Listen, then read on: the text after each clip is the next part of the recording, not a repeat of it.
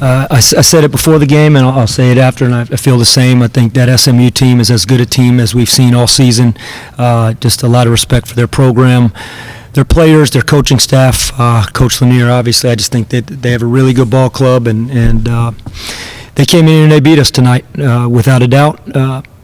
On a night where we don't shoot the ball well, obviously, and 2 for 17 from 3 and shoot under 40%, and you give them a lot of credit for that. That's an elite defensive team. You definitely can't give up 9 offensive rebounds in the first half, and I thought that it was a huge key in the game. 9 offensive rebounds in the first half allows them to feel like they can play their game, which they did. By crashing the glass so hard, it kind of equates to a really good shooting half for them in the second half, and we're playing obviously uphill. And then the turnovers in the first half, versus Tulsa, we have 9 turnovers, Temple we have 10, and then we have 7 in the first half alone versus this afternoon. And I thought those two things, the turnovers in the first half and the offensive rebounds that we gave up. I mean, they shoot 40% in the first half. If we're able to secure some of those first shot misses, I think, potentially it feels different at halftime at least. But being down 9 at halftime and them feeling like they could play SMU basketball, I thought ended up being a big part of this game. Coach Sid also hit some big threes too, and when you combine that with their defensive rebound, how tough does that make it? Yeah, it's tough. I mean, obviously we went to changing defenses up in the second half because they're scoring the basketball. I mean, their guys are making shots. I mean, there's 21-point difference from the three-point line. I mean, they make 9, we make 2, and that's a huge number. I mean, 21-point difference from the three-point line. So we start changing defenses up. We go zone. We get a few stops in zone. I thought Williamson was really dynamic, catching that ball in the high post late versus man and zone finishing, on those short drives. I give him a lot of credit, but they made their threes. They did. I think they go 9 for 20, 9 for 26, and Zurich makes 2, and Chuck Harris makes 2, and they got guys coming off the bench that make shots. And so that difference of, we don't shoot the ball well, and like you said, that they score on the offensive glass in the first half makes it a really tough combo versus a very, very good team to overcome. Yeah, those couple of stats you mentioned in the first half, I think you guys kind of cleaned that area up in the second half. Was that just maybe a product of seeing that length and athleticism and just kind of adjusting to that? Until I watch the tape, I won't be able to answer that. I think they're a really good offensive team. They're number 13 in the nation offensive rebounding. I thought that some of those plays, their loose balls they got to, or length in the first half, we made a huge emphasis in the second half. I mean, in fact, looking at halftime, we usually go in at halftime, and you can't go in at halftime of a basketball game and talk about 25 different things. You have to look at, okay, why is the game going the way it's going?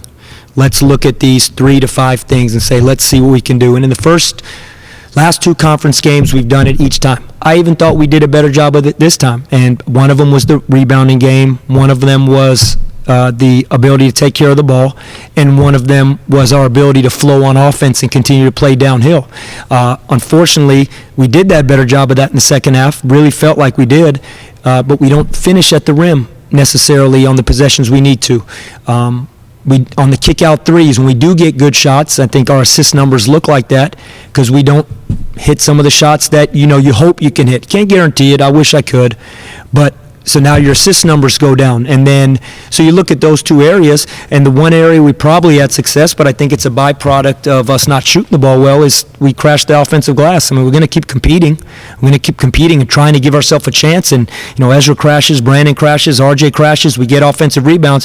It's just not enough to overcome that deficit. We cut it to 8 one time in the second half early, and then they just went, they hit back-to-back threes, and, and they shot the ball really well in the second half. That's a good ball club.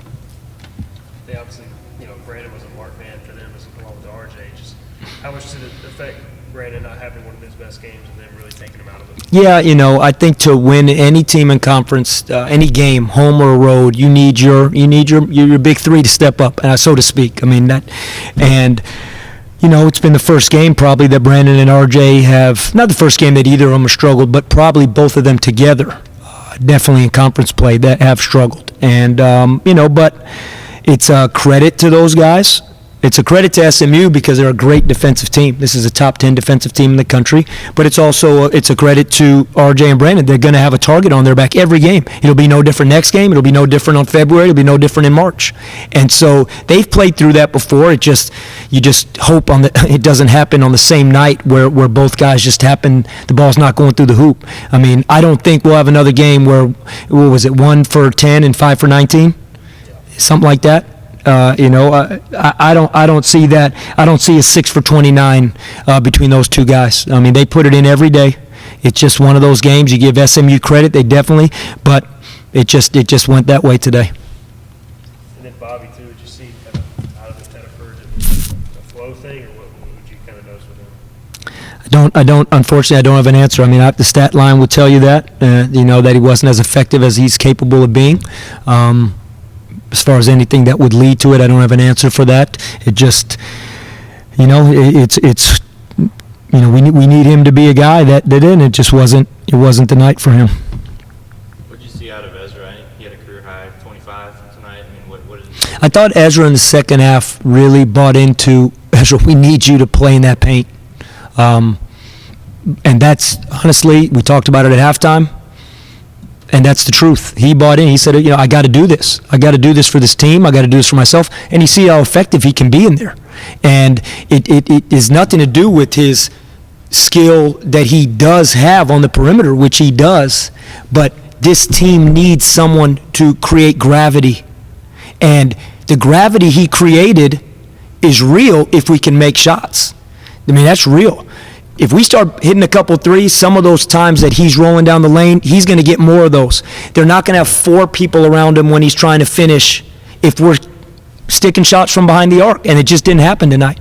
But whether he was being single-teamed, double-teamed, whether he was on offensive rebound, I thought what he did was he said, I'm going to play 7 feet and in, I'm going to be physical, I'm going to play, and I think the stat line is a byproduct of that.